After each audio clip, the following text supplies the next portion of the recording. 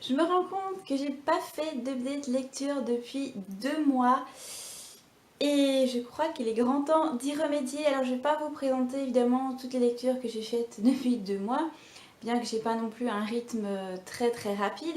Donc voilà, j'ai fait une petite sélection des derniers livres que j'ai découverts. Et on commence tout de suite avec A Shadow Bright and Burning de Jessica Cluess. Voilà, que j'ai lu plutôt fin septembre et que j'ai adoré. J'avais commencé à lire le roman, vous savez, via Amazon, on avait droit au premier chapitre. Et tout de suite j'ai su que j'allais aimer ce livre, donc je me le suis commandé. Et voilà. Alors c'est pas un coup de cœur parce qu'au niveau Young Adult Fantasy, bon bah il n'y a pas vraiment de grandes nouveautés, mais j'ai beaucoup aimé ce monde qui se situe donc dans le Londres victorien, donc forcément on a déjà une atmosphère un peu plus particulière, et puis on a une héroïne très affirmée, donc Henrietta est vraiment très agréable à suivre, elle a ses propres idées, elle les défend.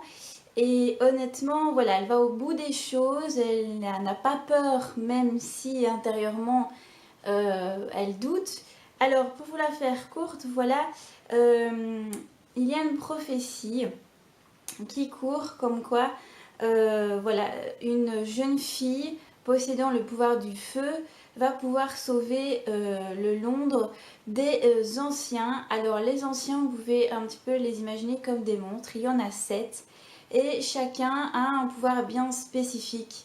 Il y en a un qui est relié à la mer, l'autre qui est relié par exemple au brouillard, ce genre de choses. Et ces monstres sont très difficiles à battre.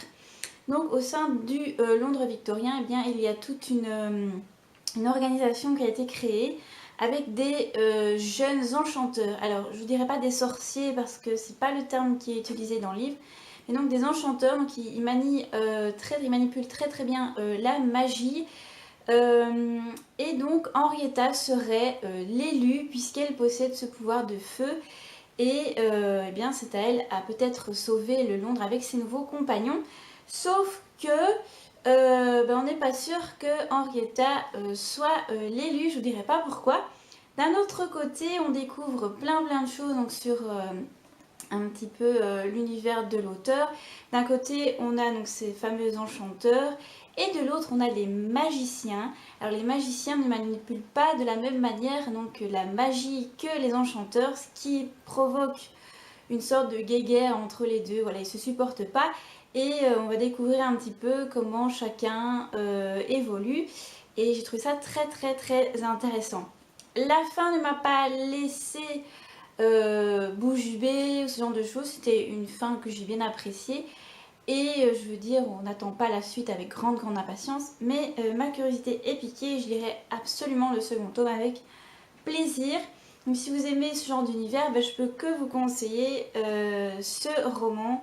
Franchement, il est très agréable à lire.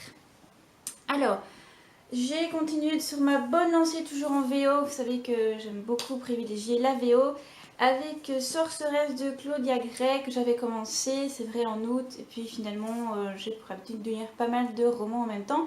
Alors Sorceresse, c'est le dernier tome de la saga Spellcaster de Claudia Gray. Qui est basé donc lui sur un univers purement de sorcières. C'est pour ça que je vous ai fait un peu... j'ai insisté sur la différence entre sorcier et enchanteur, puisque là on n'est pas du tout dans le même topo. Ici c'est une véritable sorcière, bien que on appelle ça une sorceresse, donc on peut la traduire aussi par l'enchantresse. Alors c'est marrant parce que c'est pas du tout la même exploitation avec Shadow Bright and Burning. C'est-à-dire que notre sorceresse ici, Elisabeth, eh bien, est vraiment démoniaque. Voilà, c'est... Alors on arrive à la conclusion, c'est difficile de vous en parler. Tout ce que je peux vous dire, c'est que l'univers est de plus en plus sombre. Notre enchanteresse ici, Elisabeth, donc, veut tout faire pour détruire la ville et pouvoir ouvrir en fait... Comment expliquer ça ? Une brèche entre l'enfer et donc notre monde pour pouvoir faire venir donc le plus grand et le plus puissant démon qu'il existe. Et pour ça, il va falloir que Nadia, qui s'est soumise à Elisabeth, voilà, pas par choix, mais parce qu'elle était plutôt obligée, eh bien, va devoir user de toutes les stratégies pour arrêter donc la progression de ce démon, avec bien sûr ses amis. Alors, bizarrement, c'est pas Nadia que j'ai le plus appréciée, qui est censée être notre héroïne, mais c'est plutôt Verlaine, sa meilleure amie, qui a vraiment pris beaucoup d'ampleur au fur et à mesure de la saga et que j'ai adoré suivre. Elle a un lien particulier avec un autre démon, voilà, qui est donc Asa, que j'ai adoré et qui apporte vraiment une touche d'humour et d'amour aussi dans un univers très sombre, très gris, très pluvieux, très déprimant. Donc voilà, peut-être pour ça aussi que j'ai mis un peu le temps pour le lire, parce que c'est vrai que c'est fort dépressif au niveau de l'ambiance. Mais voilà, c'est une histoire qui tient bien la route et que j'ai beaucoup aimé. Je suis très contente d'avoir donné la chance à cette saga. Claudia Gray pour le moment ne m'a jamais déçue. Donc encore une fois, c'est une auteure que je vous conseille absolument, et la VO est tout à fait accessible. Si vous voulez lire en VF, il existe la VF canadienne, attention. Donc au niveau des frais de port, je sais pas trop ce que ça vaut. Donc c'est aux éditions Ada. Voilà, si ça vous intéresse. Alors j'ai continué après, toujours en VO, avec un excellent livre. Il s'agit de Des Savage Songs de Victoria Schwab. Alors, j'entendais parler de cet auteur depuis un petit moment sur Twitter. Et eh bien, je l'ai eu en cadeau par mon amie Olivia. Voilà, et aussitôt reçu, aussitôt lu. Et je dois vous avouer que j'ai été grandement surprise par ce roman. Finalement, la réputation de Schwab, eh bien, elle la mérite, parce que j'ai été vraiment conquise par ce titre aussi très sombre. Finalement, je me suis fait une espèce de pile à lire un peu Halloween sans m'en rendre compte, avec tous ces romans. Alors ici, en fait, pour la faire très courte, on est dans un univers voilà, peuplé de monstres. Alors parmi ces monstres, en fait, il y a plusieurs races. Il y en a trois. Il y a les Malkai, les Korsai et les Sunai. J'espère que je prononce bien. Alors les Malgaïs et les Korsai sont vraiment démoniaques et vous dévorent littéralement. Donc il faut faire très attention. Tandis que les Sunai restent une race encore très mystérieuse. Il n'y en a pas beaucoup, en fait il n'y en a que 3. Et on ne sait pas trop un petit peu comment eh bien, ils vivent, qui ils sont et comment les reconnaître. Voilà, donc ça c'est pour vraiment la mise en place concernant les monstres. Maintenant, on se retrouve avec deux héros. D'un côté, on a Kate Harker, qui est la fille du grand Harker, qui est le boss en fait de la ville Verity Nord. Voilà, Harker est un homme très froid, même glacial, qui a à sa botte donc pas mal de monstres.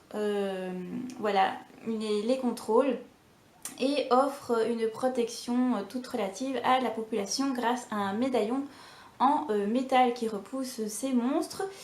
Et Kate eh bien, veut à tout prix retrouver son père, donc revenir à la capitale, pour lui prouver que elle aussi c'est une Harker et que elle aussi elle peut donc se montrer très froide et persuasive. Donc c'est un personnage en fait qu'on sent très fragile à l'intérieur, qui a beaucoup de sentiments, mais qui le cache via une armure indestructible. Donc au départ on a un peu de mal à s'attacher à Kate. Voilà, mais plus on avance, plus on découvre la jeune fille qu'elle est en réalité, et c'est une belle personne qui s'est fait grandement manipuler, malheureusement pour elle. Et de l'autre côté, eh bien, on a August Flynn, voilà, qui est un monstre, qui est un Sunai. On va enfin en savoir un petit peu plus sur cette race, et qui est protégé donc par le grand Flynn, qui lui dirige Verity Sud d'une toute autre manière. Voilà, et eh bien, il décide d'envoyer Auguste à l'école pour pouvoir espionner Kate, qui est finalement de retour. Et bien là, les choses ne se passent pas comme prévu. Et pour ne pas tout vous raconter, tout ce que je peux vous dire, c'est que Kate et Auguste vont devoir faire alliance et voilà, remettre en cause toute leur perception et leur jugement pour pouvoir survivre dans ce monde sans merci. Et je vous assure que ce monde est génial.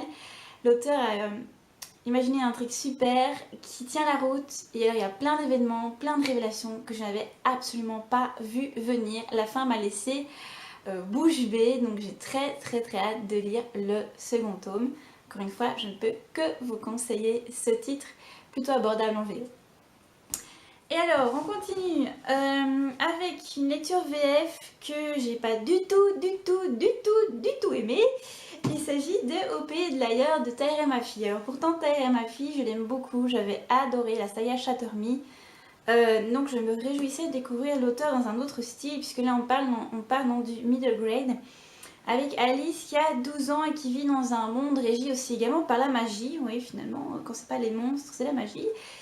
Et donc c'est un monde très finalement complexe, parce que Taher Mafi se perd dans les explications de ce qui nous entoure. Son texte est très riche et très imagé, et surtout extrêmement narratif, ce qui fait qu'en fait pour un middle grade pour des enfants, je trouve la lecture extrêmement lourde et peu fluide. Moi-même, j'ai dû relire certains passages parce que je me noyais dans les informations. Voilà, on vous décrit à la limite comment est une table, sa couleur, sa vibration, sa disposition, voilà, ce qu'elle dégage, etc. Donc on part vraiment dans des choses extrêmement loufoques et parfois difficiles à suivre. Et je trouve que pour un middle grade, ça manque beaucoup de dynamisme au niveau des dialogues, il n'y en a pas beaucoup. Et le problème majeur est que notre héroïne de 12 ans eh bien, est insupportable. Voilà, Alice, j'ai voulu la baffer tout le long. C'est une petite fille imbue d'elle-même, qui a pourtant une différence notable par rapport à tout Fernwood là où elle habite. C'est-à-dire que Fernwood est régi par la magie, mais aussi par la couleur. Et Alice n'a absolument pas un pigment de couleur. Et donc, on pourrait penser bien que cette petite fille souffre et que donc elle ait développé un certain caractère par rapport à ça, mais un caractère plus doux, dans le sens où elle aurait envie de se faire accepter, etc. Et nous, en fait, on a vraiment une petite fille qui est imbue d'elle-même, qui n'aime personne à part elle-même, qui on voit balader tout le monde, voilà, exécrable, et ce pendant très longtemps. Finalement, vraiment qu'à la fin où on se rend compte en fait qu'elle a envie d'avoir elle aussi de la couleur comme tout le monde.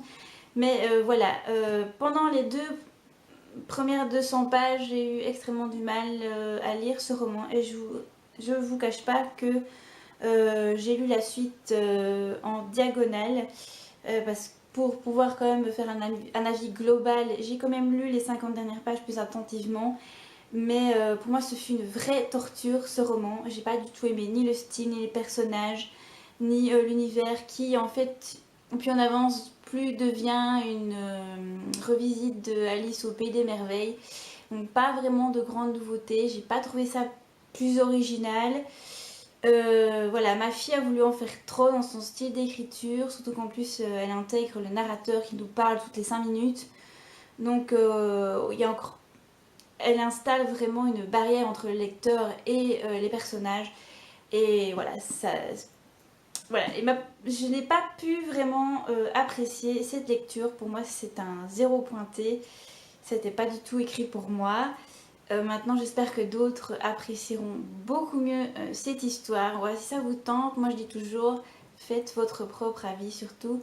Ne vous basez pas sur un seul avis négatif. Peut-être que vous, ça vous parlera un peu plus qu'à moi. Et enfin, je termine avec ma lecture en cours que j'apprécie bien plus. Il s'agit de United de Melissa Landers, donc le 3e tome de sa saga Alienated. Je suis très contente que ce 3e tome ait vu le jour, parce que c'était pas prévu. D'ailleurs, il a été publié dans une autre maison d'édition. Voilà, je suis très ravie que Melissa Landers apporte une vraie conclusion à sa série. Alors là, on repart dans tout ce qui est plutôt science-fiction. Voilà, donc comme le titre l'indique de la saga Alienated, eh bien il s'agit, pour rappel, donc d'une invasion alien entre guillemets. C'est-à-dire que dans les 2 premiers tomes, donc on a Helix qui vient de la planète L'air et Kara qui vient de notre planète, qui font un échange parce que voilà, les 2 planètes vont conclure une alliance pour pouvoir se partager les ressources, chacune ayant besoin des ressources de l'autre. Mais pour ça, il faut pouvoir évidemment s'acclimater aux différences donc, des deux peuples, et ça n'a pas été toujours très facile, bien qu'à la fin du tome 2, l'accord est quand même proche d'être signé. Le problème est que une menace alien extérieure se présente, et non seulement la planète Terre mais la planète Lers sont en danger, donc elles vont devoir vraiment coopérer pour battre cet ennemi extérieur qui a l'air en plus surdéveloppé au niveau technologique. Et donc voilà, là j'ai lu plus ou moins 85 pages, et que vous dire, l'action est au rendez-vous. Je ne sais pas du tout à quoi m'attendre au niveau de cette invasion, que je trouve très intéressante et qui apporte une autre dimension à cette saga que j'aime beaucoup. Encore une fois, Melissa Lander, c'est une auteure que j'apprécie, qui maîtrise très bien le côté science-fiction young adulte. On voyage beaucoup avec elle et c'est très agréable. Les personnages sont très attachants, et donc il y a tout un background très sympa. C'est vrai que le rythme des 2 premiers tomes avait été assez lent, mais là je vous dis, pas de repos. Elle envoie, et je trouve ça vraiment très très chouette. La lecture va se faire assez vite, je pense. Voilà pour mon idée de lecture. Finalement, je vous ai présenté pas mal de titres, toujours en VO avec une VF. N'hésitez pas à me dire ce que vous pensez évidemment de cet update et de ces livres en attendant. Je vous dis à très très vite pour une prochaine vidéo. J'espère pouvoir reprendre un rythme un petit peu plus régulier concernant donc les updates de lecture. Et puis je vous dis évidemment à très très vite.